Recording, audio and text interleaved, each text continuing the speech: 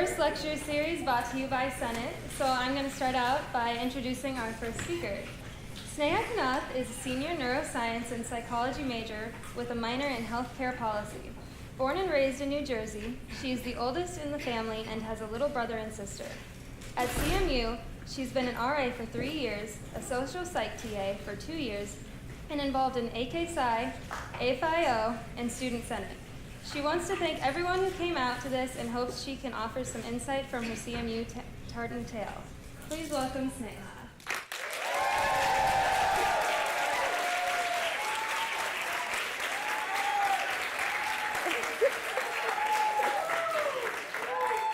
Thank you, guys. Oh, this happens every morning.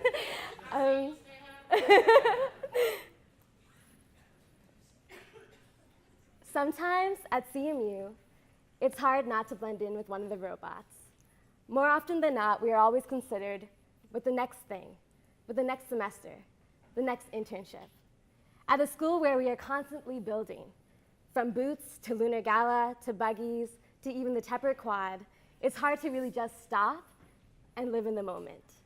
It's hard to stop being a machine when life can seem so mechanical. It's hard to put your heart in the work if your heart is closed. Growing up, my parents put a lot of stress on me. It made sense.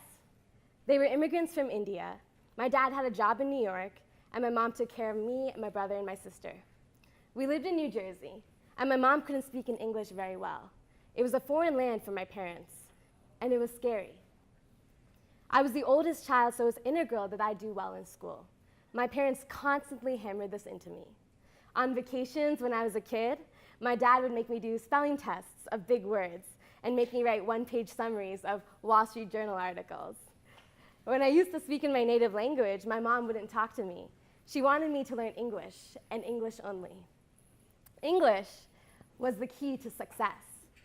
At 7, I didn't really complain because I was used to it. I was used to this pressure. When I was 10, I wasn't doing that great in my 5th grade math class. And my mom said, if you get a B, don't bother coming home. I remember being super nervous when the teacher slipped report cards into our backpack at the end of the day. And on the bus, I ripped it open, and lo and behold, I got a B in math. Now, I remember being super nonchalant about it, just thinking, oh, I guess I can't have my mom's curry tonight. Now, when the bus finally came to my bus stop, all my friends, Dennis Yee, Joyce Zhu, Lucy Lin, they all got off, and they were like, Sneha, aren't you getting off? I told them to go on ahead and that I would get off on the next stop. Now, I remember not really thinking of much of a plan. Like, where was I even going to go for the night? Eventually, I just stayed on the bus until we got to the bus parking lot. And my bus driver freaked out after seeing me still on the bus. I explained my situation to her, but she was not having it and could care less. She called the school, and my mom later picked me up from school and was very shaken and upset because she didn't know where I was. Now, all I could think of was, why is she taking me home? I didn't get an A. From an early point on, grades were everything to me, and that's all I had cared about. Now, it's hard being vulnerable in front of a large audience, but I wasn't always the goody two-shoes when it came to school. I was obsessed with grades, obsessed with GPA. The number defined success to me. It wasn't about the experiences I got, the friends I made, the knowledge that I received. It was about that one number. To get grades, I didn't get them in the best possible ways. In middle school, I plagiarized an entire poem for my poetry project, cheated on an exam, and I got caught. I had a disciplinary action meeting with my teachers and principals, and I almost got kicked out of the honors program. In high school, I was involved with the debate team and got 2nd place in the state championship junior year. But senior year, 5 captains were picked from my high school, and I wasn't a single one. My advisor said, you're too happy and smiley all the time.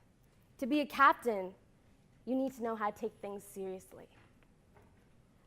When all of this was happening in high school, I honestly started to hate myself. I didn't like who I was. I didn't think I was smart, so I was plagiarizing things and getting caught.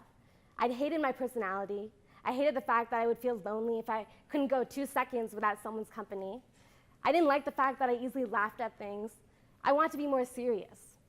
I wanted people to respect me. So when I came to CMU, I wanted to leave the person I was. I wanted to abandon her. I wanted to become someone else, become the person that I thought I was supposed to be. So what did I think of CMU before I came here? Coming here, I was mesmerized. McConomy Auditorium was where Randy Pausch gave his last lecture. Mellon Institute was where Batman fought. Resnick House was named for Judith Resnick, one of the first female astronauts. CMU produced people from Andy Warhol to John Nash. Simply put, I was starstruck to be here. I didn't know CMU. I simply knew her from her Wikipedia page. She was a celebrity to me. I remember my first day at this university like it was yesterday. My mom and dad parked the car in the Morwood parking lot. My mom was still crying from that speech that President Cohen had given. Dad was telling her to calm down, and my sister and brother couldn't wait to get my room at home. It was 7:45 p.m., and my RA was having the first floor meeting at 7:30 p.m. Great. I was already late to the first thing that I ever had to do at Carnegie Mellon. I raced into the Mudge Lounge, and I saw 20 unfamiliar faces. But I felt anxious. Would they like me? Would I get along with them? And here I am today, and so much has changed from that day. The Morwood parking lot actually doesn't exist anymore. President Suresh replaced President Cohen. I don't live in Mudge House. And finally, my parents aren't as emotional about me leaving home and actually are trying to get me out of the house. However, one thing is strikingly the exact same. I still feel anxious, exactly how I felt that first day. I'm anxious to think that in a few months, I'm not going to be here. I'm not going to be in long lines at La Prima, not going to be swiping my CMU ID at every printer trying to find one that actually works. I'm anxious because I won't be embraced by these walls anymore, and to think that there's more to this world than downtown, Shady Side, Squirrel Hill, and Oakland. I'm anxious because I don't know what the future will hold. Now, I never liked being anxious. I liked having a roadmap, a set of directions. When I got to college, I was scared of this place, making new friends, and the academic rigor. I came in as a math major with pre-med. I liked math, it was okay, and pre-med seemed pretty chill. Now, I didn't go out much my freshman year, didn't know many people except people in my dorm, and didn't really join any new activities. My only focus was academics. Friday nights, I would often be in a random Wien classroom trying to study physics formulas and doing practice problems. During these times, I was super sad. I felt alone. And the crazy truth was, I wasn't feeling this way because of stress culture, because of CMU. It was really just because of me. One Friday night, my floor mates begged me to come to Winter Gala, but I said I had too much work. I walked home at 6 a.m. from the library that night, and all I could think of was, why am I doing this? Did I really like math that much? Did I really want to be a doctor? I wasn't sure because I never thought about it. Then it hit me. I never thought about it. I used to wonder how people could be undecided about their major during orientation. But then later on, I wondered, how could anyone even be decided about their majors? They're just 18-year-olds coming straight out of high school with limited exposure to possible careers. Were they really passionate about what they declared? Did they really know exactly about what they want to do? It was like I picked a major and career path all for the sake of having one. My parents recommended it to me, and I was like, sure, why not? Like a machine, like a robot, I wasn't thinking about what was important to me. What did I want to do with my life? What did I want to be? Regardless, I went with it, and I didn't want to deal with these hard-hitting questions. Made my brain hurt and made me scared. So I just followed my pre-med friends and the pre-med dreams of my parents. It was only my sophomore fall when I realized I didn't want this. And that's thanks to CMU. CMU opened my eyes when I desperately tried to keep them shut. Through the joint CMU-UPMC preceptorship program, you could shadow doctors and have a first-hand experience of what being a doctor is really like. It was inspiring and beautiful, but I realized it wasn't for me. I didn't want to do this in the future. It was scary telling people, especially telling my parents. It was their dream for me to be a doctor. My mother wanted so desperately to go to medical school, but her parents made her get an arranged marriage, so she wanted me to live her dreams. Now, my mom sacrificed a lot for me, so I didn't think much of granting her wishes, but this was one wish I just couldn't grant. When I finally told my parents about dropping pre-med, it was definitely hard, but I never felt more in control. I didn't feel like a machine anymore. only churning out grades. I felt like someone who was ready to take control of their fate, who was ready to do what they were passionate about. I felt like a person. Now, did I know what I was passionate about? Not a chance. It took experimentation and it took patience. I changed my major formally about 5 times in sophomore year, from economics to business to bio to chemistry. My parents and all friends all thought it was ridiculous. My mom thought I was never going to graduate. My advisors were supportive. Surely they thought it was a bit much, but they told me that it was a good sign that I was definitely thinking hard about what I wanted to do. Now, it got frustrating. Would I ever find what I wanted to do? Or had I become so mechanical that learning was no longer something that I could be passionate about? Had learning simply become a chore? I couldn't find a label. I couldn't find a box. And that scared me. I changed my major so much because it scared me to be undecided. So I desperately tried to grab onto something, some label, to define me. So I'd like to propose today that when we leave CMU, along with our respective degrees, we are all graduating in an additional major in undecided. And that's okay. We are going to jobs, we're going to grad, med, law school, but who knows what will happen? Maybe we'll love it, and then there's this possibility that we won't. We don't like to think about that, but we have to be aware that that possibility is there, and that's okay. We're going to new places, meeting new people, and maybe we might even change. Something that we like today may not be something we like tomorrow. Our passions may change, our dreams may change, and that might be even for the better. Voltaire said, "Uncertainty is an uncomfortable position, but certainty is an absurd one." So with all this uncertainty, isn't it best to focus on your happiness every step of the way?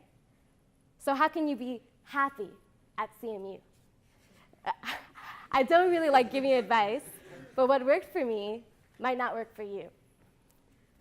But in my 4 years here, I could tell you a few pointers that might get you thinking. At CMU, there's so much going on. Get involved, join organizations. You have access to an amazing group of people. And if you spend all 4 years just trying to get to know your textbooks, your memories of college might not be so fond.